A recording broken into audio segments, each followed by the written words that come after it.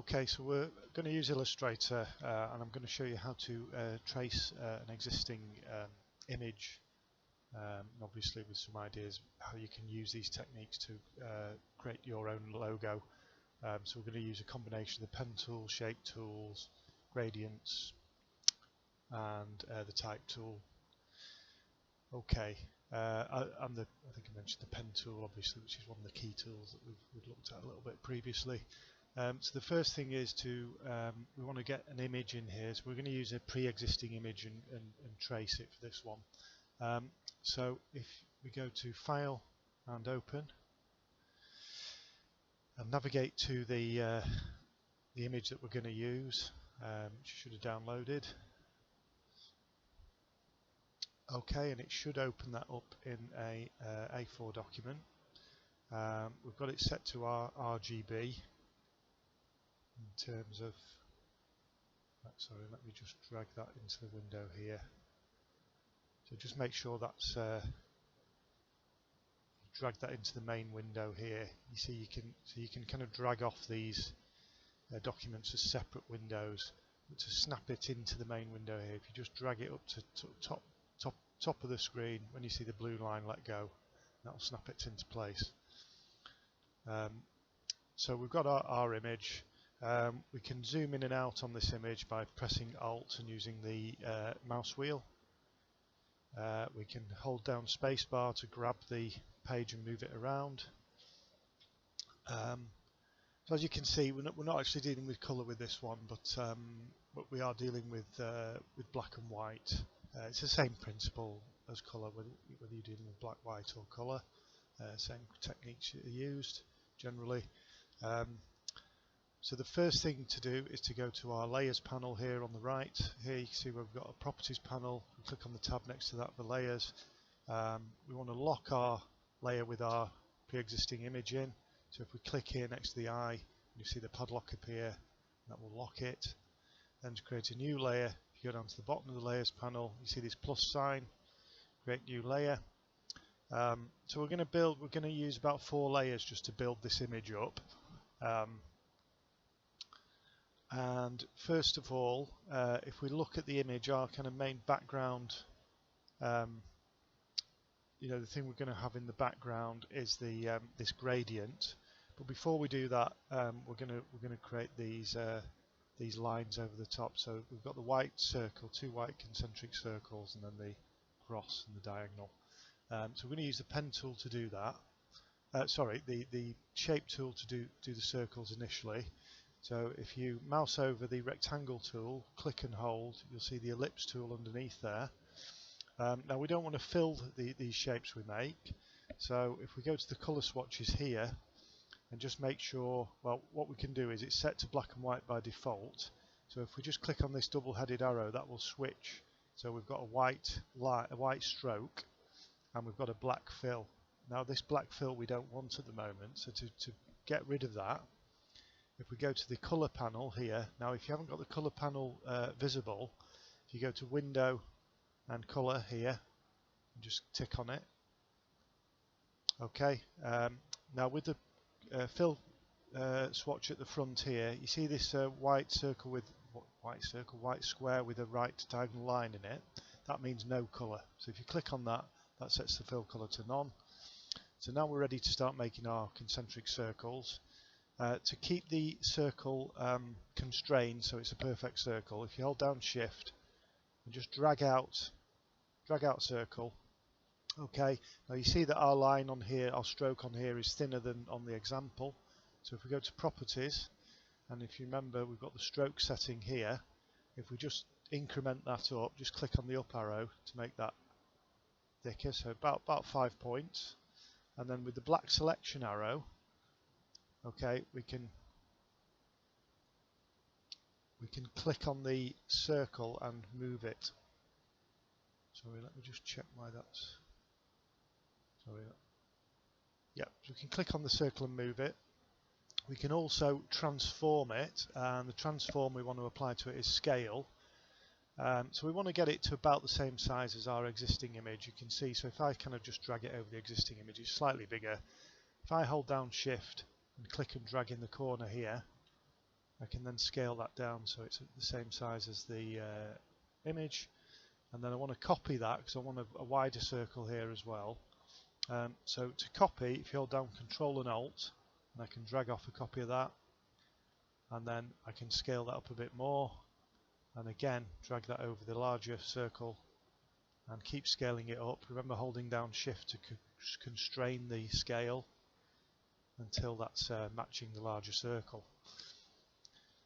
Okay, so that's in place. So the next thing we want to do is put in our the things in the background here. Okay, so if we go back to layers, I'm going to create another layer now. So again, clicking on the plus here, I'm going to drag this layer underneath layer 2.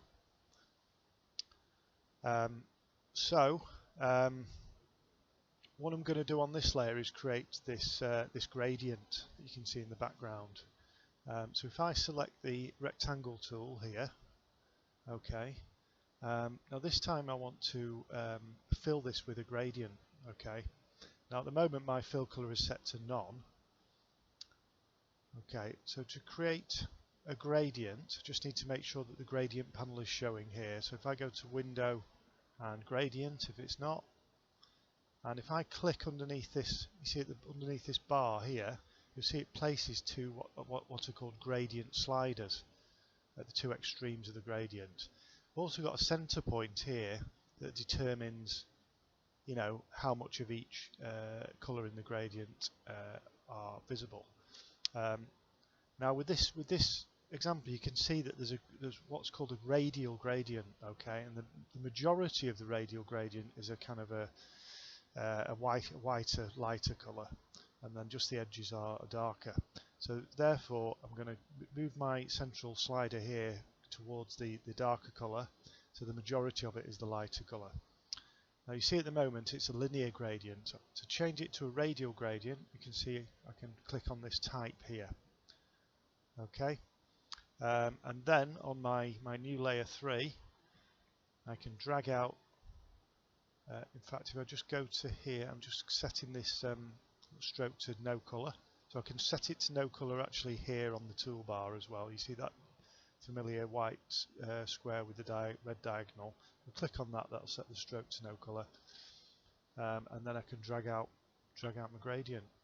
Yeah, and you'll see that that's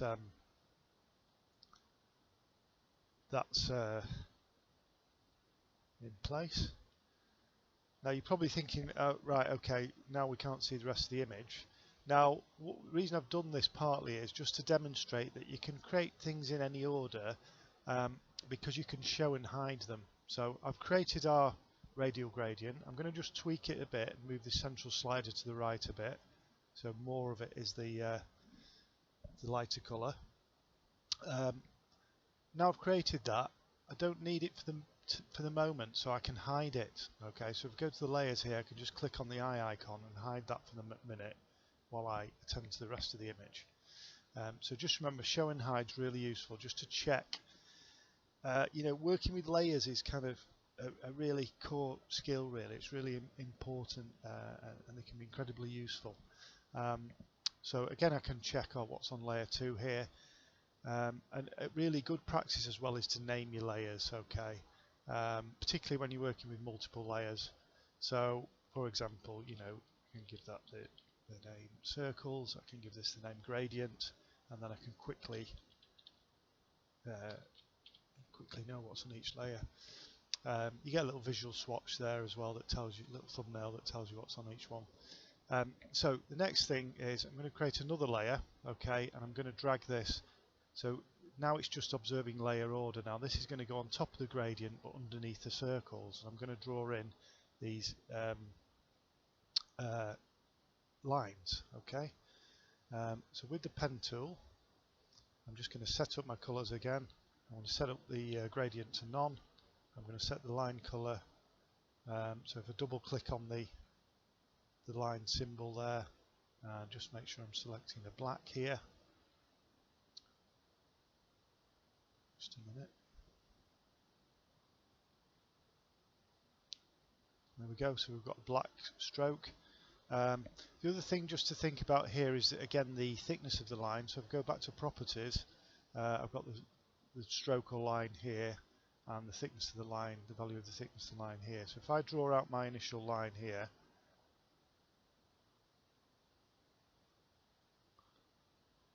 okay. Now again, it will kind of snap to horizontals or verticals, kind of by increments, by degrees. If it's not doing that, actually, you just make sure, if you go to view, and just make sure Smart Guides, snap to point and snap to glyph are switched on. So again, let me just do that again. So I'm going to click. So remember, we talked about this last week. We're creating anchor points, and then we're dragging out a path, and then creating a second anchor point, and the stroke is placed on that path. Now at the moment, I'm kind of, if I click again, it's going to create another line off that path. So to kind of deselect it, if I press escape, okay, and you'll see my line. Now at the moment, if I just hide the image retracing, you see it's a bit too thin. So to make it thicker, with it still selected, if I go to properties and just increase this value, I'm going to put it up to about 4, okay. And then I'm going to create the second line. So again, if I click and move and click, and then escape to deselect, and then our third line, which is the diagonal, which is off here,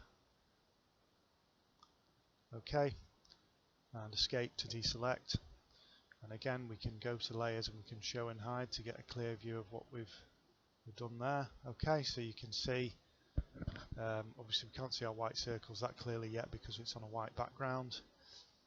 But if I bring the gradient back in, you can see it's starting to take shape there. Okay. So if I bring that back in, so really we're getting there now. So we've got these black, the familiar black lines that make the image widescreen. So again, what I can do with that, I can go back to the shape tool. And very simply, and again I'll keep this on the same layer as the lines, I can drag out a couple of shapes here. Remember, if things aren't absolutely aligned, you can tweak them later and adjust the alignment of things. We're going to drag those out, and they are, at the moment, they're not, they haven't got a black fill on them. They've got a black line on them, as you can see here. So if I just click on the double-headed arrow and switch this from a black outline to a black fill, and then if I do the same with the one at the top here,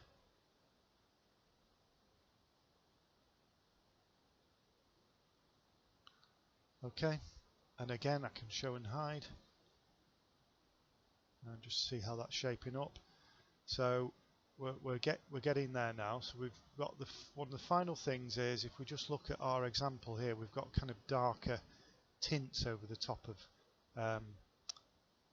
3 of the segments here. So to do that, I'll just to our example, and again I'm going to keep these on this layer that the lines are on. Now again, I can use the shape tool for these first 2 shapes here, the first 2 rectangles, and what I can do, well, in fact I can drag out one shape here. So I'm going to drag out one shape that covers these 2 segments. Okay, now you see at the moment it completely blocks it off, but what I can do now is, if I go to properties, I can change the opacity. So I'm going to take the opacity down.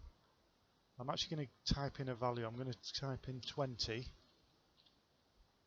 Okay, and you can see that just subtly tints those 2 sections. Yeah.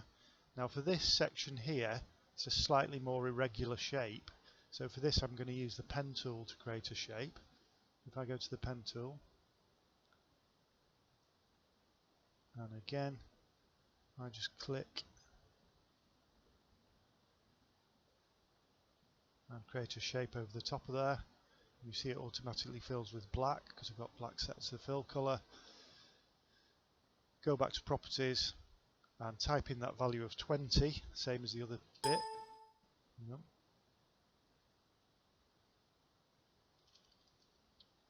Okay, and that tints that section too. Alright, so we've almost recreated our image now. The final thing is the number, the countdown number. Incidentally, this is a film leader, what's called a film leader countdown, that you use to get this countdown before the start of a film at the cinema. So from 10 to 0. Okay, and this kind of diagonal line, it's almost like a clock. It would kind of rotate around the circular shapes, counting down. And then when all 4 segments were darker grey, it would reach 0 and the film would start. So the final thing is the number. So we'll stick with the number 5. You can really put in whichever number you want. So I'm going to use the type tool for this, which we've used before. So select the type tool, click, type out 5, select the black selection arrow, and then I can move my my number around if I want. But before I do that, I want to resize it. Now there are 2 ways I can resize it. I can transform it like we've done any other object. So holding down Shift, I can click and drag it, or I can go over to properties here, and I have the different familiar settings here. We've got the font size setting here, which I can incrementally increase if I want. So I'm actually going to do it by eye and just click and hold down Shift, click and drag and scale it up to approximately the size I want. Center it.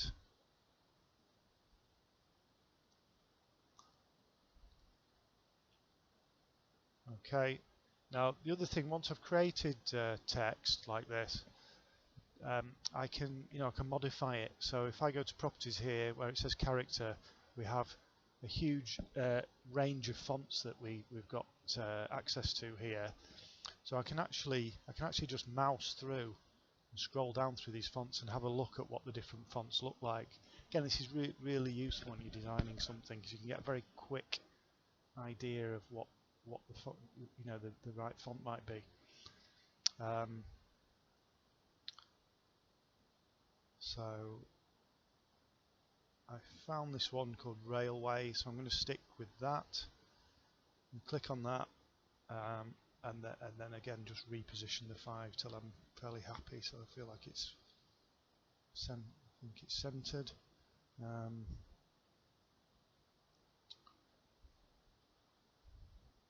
You can use a grid as well. If you go to View and Show Grid, that can help with alignment. I can hide these 2, and then I can see I can hide the layers underneath the 5, and then I can see the grid and see how the number lines up with the grid. Okay, but that's essentially it. So just some more experimentation there with the shape tools, the creating your own gradient, the type tool, the pen tools again, and using transparency as well, and using multiple layers. Okay,